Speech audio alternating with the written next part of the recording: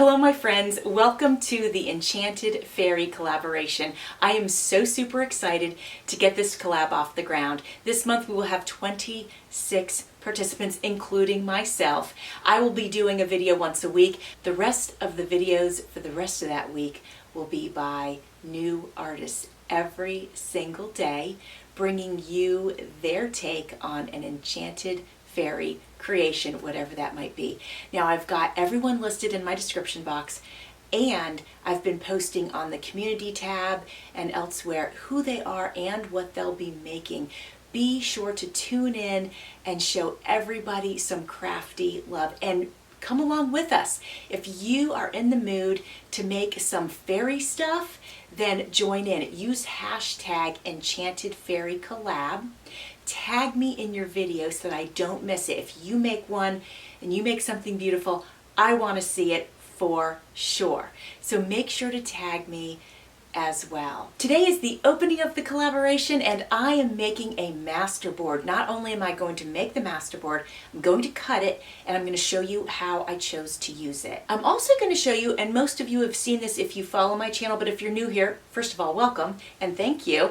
But also, sometimes when you're decoupaging or using a napkin in a project, there's typically 3 layers, not always, but a lot of times there's 3 layers. And if you don't get that second layer off of your main piece, then your final layer, your pretty layer that you want to use, will lift off.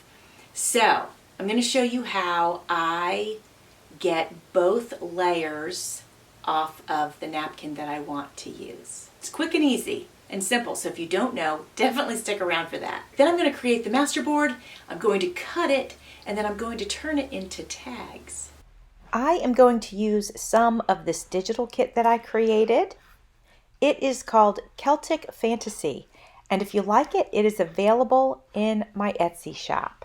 I am starting off with a brown piece of paper for my base. I've grabbed some butterflies, I've grabbed this paper napkin, and this is something I wanted to share with you in case you didn't know. If you get 2 pieces of tape and put them on either side of the napkin, you can start to pull that apart. The first layer is pretty easy to get apart generally.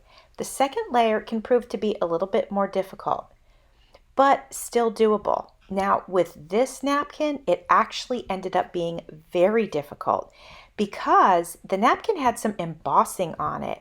And in those areas where the embossing was, it was like that second layer was really smashed into the napkin. So you can see I'm gently pulling it off with my hands, and as we get away from the edge, it gets to be a little bit easier. Now this is the first time that I've had this issue. I'm trying to show you the embossing there. That's why I pulled it up closer to the camera. But this is the first time I've actually had this kind of issue. And look how when I get to the edge, I just have to pull a little bit harder.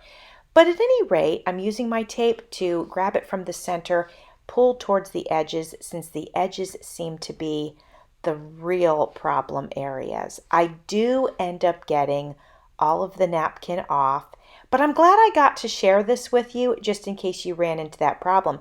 It would have been really easy for me to think that there wasn't another layer there because it was just so tacked onto it, but there was, and it's really important for us to get that layer off.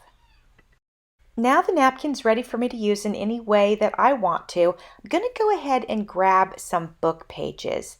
I like the way that book pages look underneath of something that has a little bit of transparency to it. So I'm just going to tear some of these and I'm going to use them torn. You'll notice that I'm leaving some of the page edges. That way they're nice and straight, and I can put those on the edges of the brown paper.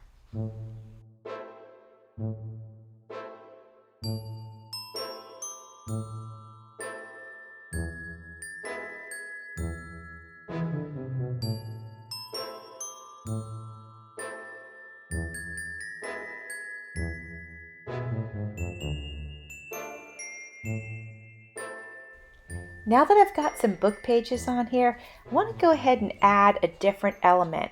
So I have grabbed some scrapbook paper, and this has a very swirly, it's like watercolors. So it's got this swirly ink or swirly paint on it. I'm going to go ahead and tear that up and put that on the page as well.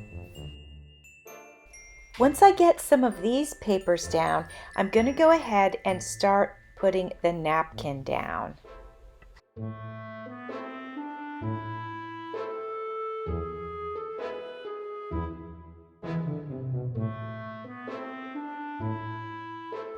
What I'm going to do with the napkin is I'm going to go ahead and use the glue stick on the areas of the page where I want the napkin to stick. And then you'll see in just a sec, I'm going to press that down on there. And then I'm just going to continue on to put glue stick down on the areas where I want the napkin to stick. So I'm not doing any cutting of the napkin. Now you can go ahead and cut your napkin, or I like to use a paintbrush technique to take my napkin apart just the perfect way that I want to. You can do that if you want to, but I decided on this one. I'd go ahead and just use the glue stick, put the whole napkin down. It's only going to grab where I put the glue stick. Then once that's dry, I'm going to go ahead and tear it all away.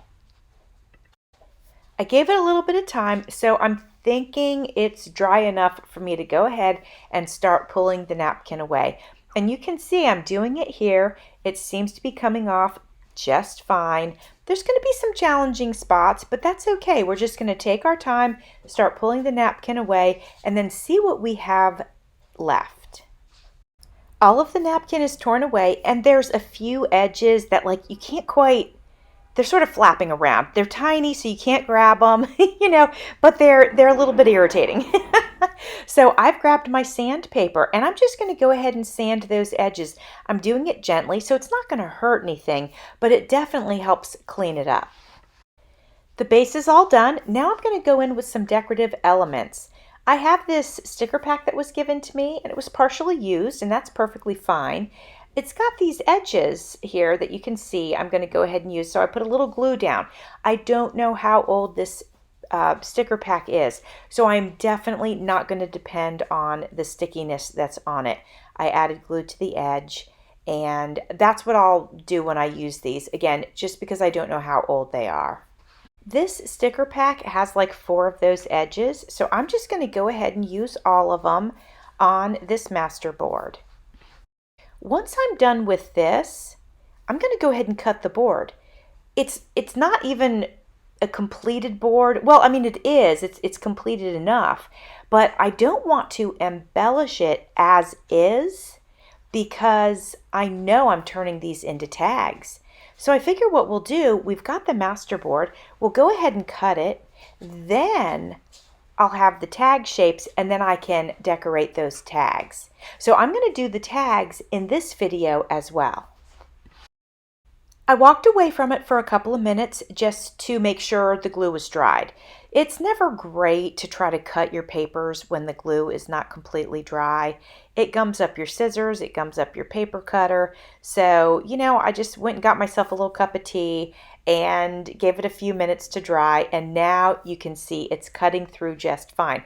Now that part caught there, but that's because it's thicker, because it has that sticker on it. So for some reason it caught on that, which is fine. So I have trimmed these into 4 strips. I'm going to go ahead and cut them to tag size. So I'm going to have some pieces left over, and I figure I can use those pieces to make some ephemera or to make clusters or whatever. So I'm going to leave those on the desk in case I want to use them in another project in the journal that ultimately I'll be making for this collaboration. Once I have these 4 strips cut to size, I am going to go ahead and start decorating the tags. I have this pretty purple paper, and I think that it coordinates really well with this theme that I'm working with today. So I'm going to go ahead and cut a strip of that to size and use that on one of the tags. I'm going to add a mushroom and then a butterfly, and then I think I'll go ahead and add a little bit of trim to the top of it.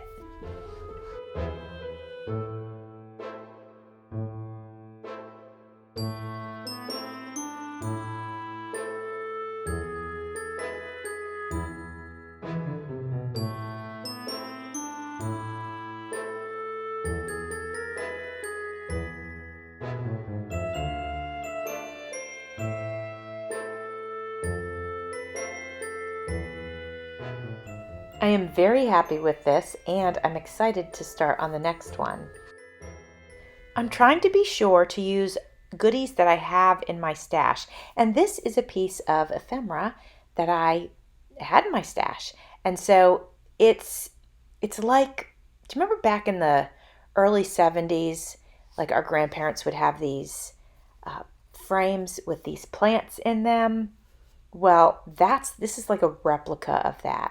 And I thought that that would go really well with it. So I'm trying to decide if I'm adding a butterfly or a moth also on this tag. I have decided on this moth, and I think that's perfect.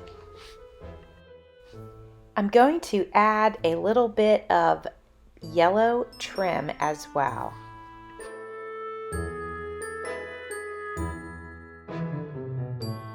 I feel like the white on the card is a little bit bright, so I'm going to grab my ink pad. I'm going to go around the edges, but then I'm going to grab my little brush and I'm going to put a little bit of ink on the white of that card just to tone it down a little bit.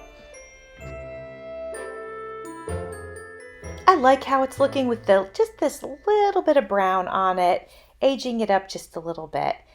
Honestly, I thought I was done with this, but I've decided I want to add this fairy silhouette to it. So I've done that, and I'm going to go ahead and add some stickles.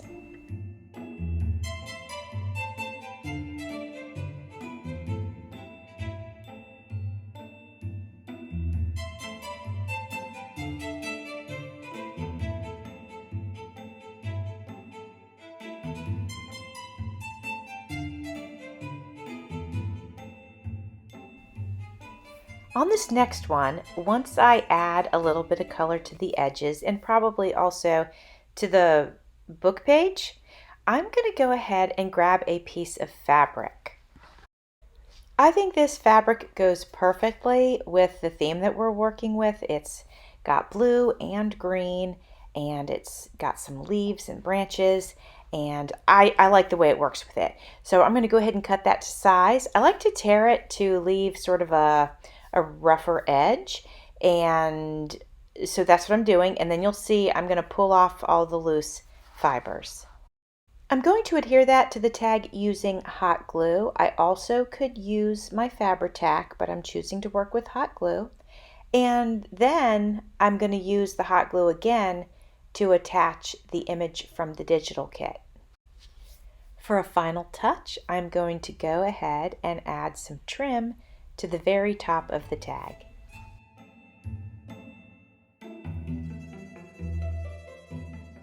I believe this will be our final tag, and I'm going to start by using a piece of that fabric, one of the leftover scraps that I had pulled off.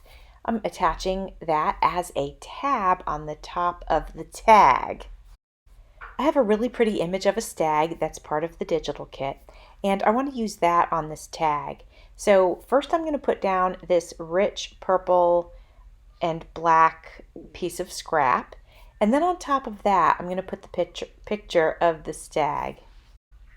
I have a silhouette die cut of a fairy in a sitting position, so I think it would be cute if I go ahead and add her on top of the picture of the stag.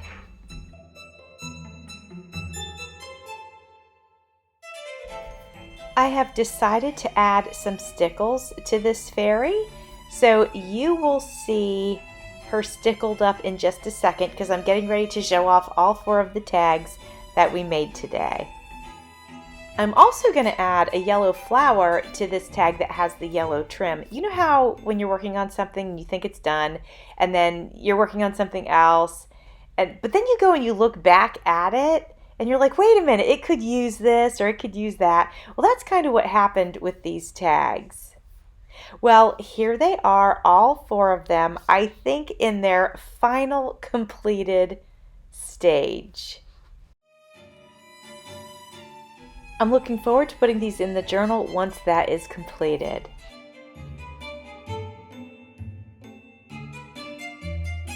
Friends, I hope you enjoyed this. Don't forget, for the rest of this week and the rest of the month, there are 25 collaborators. So hang with us, come along with us, participate with us, get involved. We would all love to have you. Thanks for watching. See you soon.